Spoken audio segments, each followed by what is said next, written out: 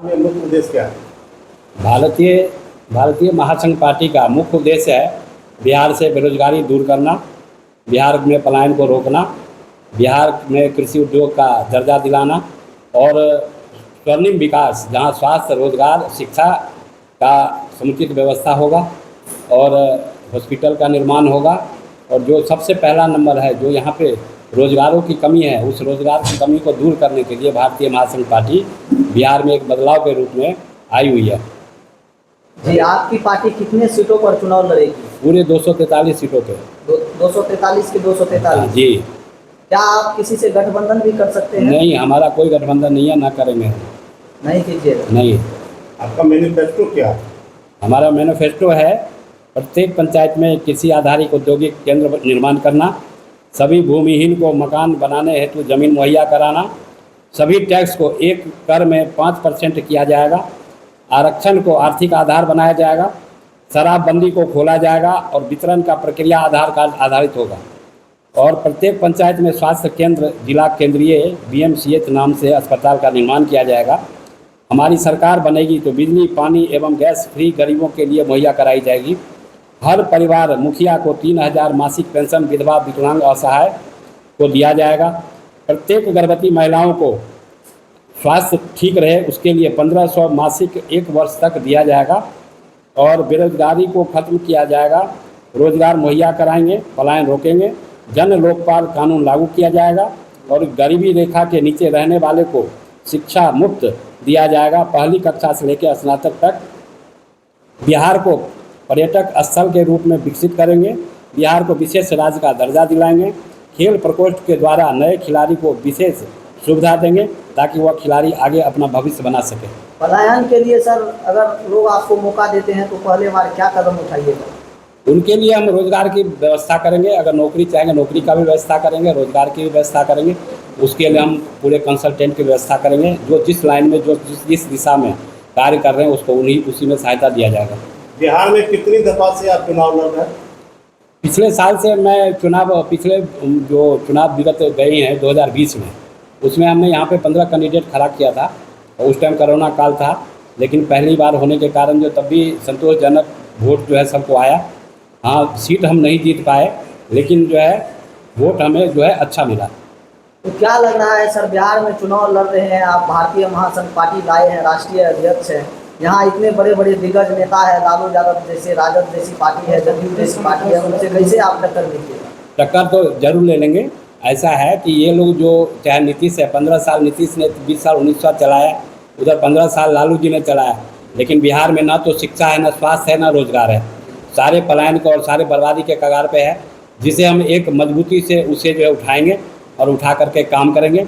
सरकार बड़ा नहीं होता है, पब्लिक बड़ी होती है। पब्लिक जिसको आशीर्वाद देती है वही सरकार जो है अपना जो है सरकार बनाती है। अच्छा, भारतीय महासंघ पार्टी को अगर पूर्ण बहुमत नहीं आएगा तो क्या करेंगे? पूर्ण बहुमत नहीं आएगा तो हम विपक्ष में बैठेंगे, आप किसी को समर्थन नहीं देंगे। अगर 2-3 सीट आप जीत जाते हैं या 10 सीट आप जीत जाते हैं तो विपक्ष में रहिएगा या किसी नहीं, विपक्ष में रहेंगे। और अगर हमारे काम को, जो हमारा मैनिफेस्टो एजेंडा है, उस पर जो पार्टी काम करने को तैयार रहेगी उसे हम समर्थन दे देंगे। जो आपका एजेंडा है उस पर जो पार्टी तैयार होगा उसको मैं समर्थन दे दूँगा। मीडिया कर्मियों के लिए आपने क्या सोचा?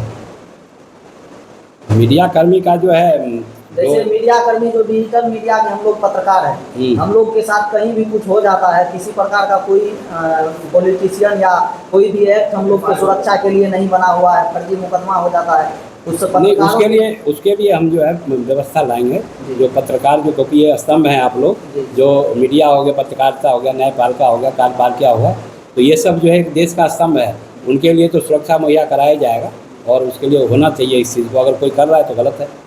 अपना नाम बोलिए। मेरा नाम विनोद झा, राष्ट्रीय अध्यक्ष भारतीय महासंघ पार्टी। गोपाल ठाकुर, मैं भारतीय महासंघ पार्टी का राष्ट्रीय महासचिव हूँ। अभी बिहार चुनाव के मद्देनज़र बिहार में आया हूँ। हम तो वैसे महाराष्ट्र का प्रभारी थे, महाराष्ट्र का भी चुनाव हमने 2024 लड़ा है और अभी बिहार के चुनाव में आए हैं। चलो बिहार बदले, हमारा मेन स्लोगन यही है कि चलो बिहार बदले।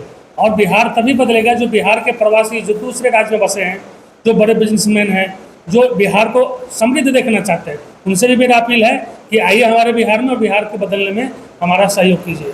रही बात अभी आपने बोला है रोसड़ा का, तो रोसड़ा तो हमारा राष्ट्रीय कार्यालय है। यहाँ रोसड़ा को सबसे पहले हम जिला घोषित करेंगे, जो पहले जिला था और किसी कारणवश जो जिला नहीं रहा, अभी वो विधानसभा है, लोकसभा था पहले, अभी विधानसभा हुआ है, तो इसको हमारा काम है सबसे पहले जिला बनाना। उसके बाद वंदे भारत या जो भी ट्रेन है वो यहाँ पे रुकना ही चाहिए। उसके लिए लोग आंदोलन कर रहे हैं, आंदोलन करने की आवश्यकता नहीं होगी। वो काम हमारी सरकार बने ना बने, वो हम अपने ऊपर जिम्मेदारी लेते हैं कि ये काम हम करवा के रहेंगे, चाहे सरकार में रहे या विपक्ष में रहे। आदमी को इच्छा शक्ति होना चाहिए काम करने के लिए, सरकार में रहना ना रहना बड़ी बात नहीं है। बाकी वर्तमान आप रोसड़ा आए हैं, वहाँ से रोसड़ा घूमे भी होंगे, क्या कुछ समस्या आपको रोसड़ा में समझ रोसड़ा में सबसे पहले समस्या हमको लगा, जिस भी डिपार्टमेंट में गए सबसे पहले तो आप सड़क की बात कीजिए, वहाँ पे सिपाही खड़ा रहता है, एक रिक्शा वाला पूरा रोड जाम करके रखता है, अगर एक सीटी बजाएगा तो रिक्शा वाला आगे भागेगा और ट्रैफिक क्लियर होगा, लेकिन किसी को कोई मतलब नहीं है। प्रशासन मतलब पूरा सुस्त, एकदम सुस्त पड़ा हुआ है। दूसरा, अभी किसी बैंक में आप जाइए, कोई भी काम करने के लिए आपको पैसे निकालना है तो कोई लाइन नहीं है, जिसका लाठी उसकी भैंस, पहले वो जाकर अपना पर्ची भरा, अभी आप धक्का मुक्का करते रहिए। मतलब सिस्टम कुछ भी नहीं है यहाँ, सिस्टम मतलब लाचार। अभी जो बिहार का सिस्टम तो लाचार है, खास करके रोसड़ा का सिस्टम और भी लाचार। हमने यहाँ पे रह करके 1 महीने से हम कैंप कर रहे हैं, तो हमने यहाँ पे देखा है जाम का सबसे बड़ा कारण है कि कोई भी एक आदमी वहाँ पे मेन सिग्नल पे गाड़ी कैसे भी पार्किंग करके चला जाता है, उसको पार्किंग का समझ नहीं है, तो हमको कहाँ गाड़ी लगाना है और कहाँ गाड़ी नहीं लगाना है ये कौन बताएगा? यहाँ की प्रशासन की जिम्मेदारी है ना, पार्किंग की व्यवस्था करना यहाँ की प्रशासन की जिम्मेदारी है, ट्रैफिक संभालना यहाँ की प्रशासन की जिम्मेदारी है। तो बस एकदम पूरा सोए पड़े हुए हैं। अभी आप किसी भी पुलिस वाले को यहाँ पे देखिए ना, उनका ड्रेस प्रॉपर रहता है, गमछा लगाए हुए हैं, मुँह में पान खाए हुए हैं, चप्पल जूते की जगह पे चप्पल है, अगर जूता भी है तो व्हाइट कलर का है। मतलब प्रशासन देख करके डर नाम का चीज़ ही नहीं है। इससे अच्छा तो दूसरे प्रदेश में सिक्योरिटी गार्ड होते हैं, तो आप जाकर के देखिए एकदम पूरा कड़क बनकर रहता है। और यहाँ हमारा पुलिस जो प्रशासन है, जिनका काम है जनता की सेवा करना, वो जनता की सेवा में जनता सेवा वाले। कहिएगा, आप राष्ट्रीय प्रवक्ता है, क्षेत्र में बहुत सारी पार्टी आई है, वादा कर रही है, जनता कैसे आप लोग पे भरोसा करेगी? भारतीय महासंघ पार्टी पहले बार 2020 में चुनाव लड़ी, जो उस समय मेरा मुद्दा था वही मुद्दा अब भी है, क्योंकि मेरा जो भी मुद्दा है वो जनता से जुड़ा हुआ मुद्दा है। कोई पार्टी हम इस तरह का पार्टी हम नहीं बनाए हैं कि अपने मर्जी का मुद्दा हम ले आएंगे। हमने कुल 15 ही मुद्दा रखा है। हम 100 मुद्दा भी लिख सकते थे, 15 ही मुद्दा क्यों लिखा है? क्योंकि जो मूल मुद्दा है, बेरोजगारी है, गरीबी है, जो भूमिहीन है, इतना इंदिरा आवास मिल गया, वो किसको मिलता है? जिसके पास भूमि है। जिसका भूमिहीन नहीं है, जो बांध पे बसा हुआ है, जो पोखर के भिंडा पे बसा हुआ है, उसको आप क्या दे रहे हैं? हमारी सरकार जो है वो क्या दे रही है? चाहे लालू यादव सरकार हो, चाहे वो नीतीश कुमार की सरकार हो, चाहे केंद्र में कांग्रेस की सरकार हो, चाहे बीजेपी की सरकार हो, कोई भी किसको दिया है? जिसके पास भूमि है उसको मकान दिया है, और जो भूमिहीन है उसको क्या किया? उसको तो रोड पे ही छोड़ दिया है। तो हम उसके लिए 1 BHK फ्लैट का वो रखे हैं कि 2.5 लाख रुपया तो मान सरकार दे ही रहा है, और हम 2.5 लाख लगा के 1 BHK बना दें, किस रूप में पैसा उससे लेंगे? ये भी नहीं कि सरकार अपने घर से दान में दे रही है। उसके बाद आपने कहा कि आपकी सरकार क्या करेगी? शिक्षा में मेरा है कि पहली कक्षा से लेकर स्नातक तक मुफ्त शिक्षा। जिस तरह से कांग्रेस ने लाई फूड सिक्योरिटी बिल, तो उसी हिसाब से हम करें एजुकेशन सिक्योरिटी बिल। हमारी पार्टी आएगी तो हम सबसे पहले उसको लागू करेंगे, चाहे वो सरकारी स्कूल हो या तो प्राइवेट स्कूल तो मैं बंद करूँगा, और नहीं तो प्राइवेट हो या सरकारी हो, शिक्षा फ्री होगी। जो भी गरीबी रेखा से नीचे का व्यक्ति होगा उसकी शिक्षा फ्री हो, चाहे प्राइवेट हो चाहे सरकारी हो। उसके बाद रही बात बेरोजगारी का, बेरोजगारी के लिए हमने पहला मुद्दा रखा है कि कृषि संबंधी उद्योग जो है जो हर एक पंचायत में लगाएंगे। उससे क्या होगा? कृषि का भी विकास होगा और पंचायत का जो बेरोजगारी होगा वो भी दूर होगा, क्योंकि कृषि आधारित उद्योग जो है उसमें ज़्यादा शिक्षित होने की ज़रूरत नहीं है। हम सॉफ्टवेयर का, अगर हम सॉफ्टवेयर डेवलपिंग पार्क बना देंगे तो उसमें सॉफ्टवेयर इंजीनियर का ही भर्ती होगा। लेकिन अगर कृषि आधारित उद्योग लगा रहे हैं, उसमें अगर हम सरसों तेल का मिल लगाएंगे, चूड़ा का मिल लगाएंगे, या मान लीजिए सुधा दाना का फैक्ट्री लगेगा या दूध प्रोसेसिंग यूनिट लगेगा कोई, तो उसमें जो है हमारा कम पढ़े लिखे व्यक्ति का भी एम्प्लॉयमेंट हो जाएगा। तो इसलिए कृषि आधारित औद्योगिक केंद्र हम सबसे पहले कृषि जो भी पंचायत होगा उसमें एक छोटा सा, चाहे वो हमारा जो है सो 10 एकड़ का 20 एकड़ का ही होगा, उसमें 10 ही कंपनी लगेगा छोटा, लेकिन उस पंचायत का तो बेरोजगारी दूर हो जाएगा। इस तरह का मेरा जो है, किसानों के लिए भी आप ऐसा काम कीजिएगा।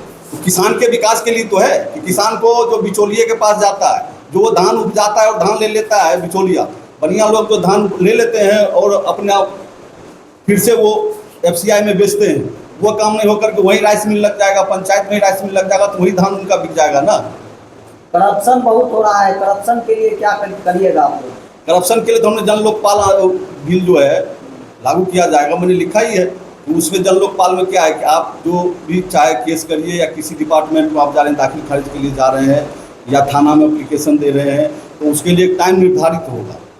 जन लोकपाल कानून इसी को कहा जाता है, उसमें टाइम निर्धारित होगा। उस डेट के बाद आपको वह डिपार्टमेंट पेनल्टी स्वरूप उस जनता को देगी। जो जनता कहीं भी एप्लीकेशन देता है, चाहे वो दाखिल खारिज का हो, चाहे वो जो है सो एप्लीकेशन FIR लॉन्च करने के लिए हो, या जो है कोई भी प्रकार का काम है, वो काम अगर टाइम पे नहीं हो रहा है तो टाइम निर्धारित जो रहेगा उसके अंदर में अगर नहीं करता तो उसके बाद वो डिपार्टमेंट का जो व्यक्ति है उसके सैलरी से करके पेनल्टी के रूप में उस व्यक्ति को दिया जाएगा। तो करप्शन अपने आप ठीक हो जाएगा। आपका परिचय सर? मेरा नाम सुबोध कुमार झा, मैं भारतीय महासंघ पार्टी का राष्ट्रीय प्रवक्ता हूँ।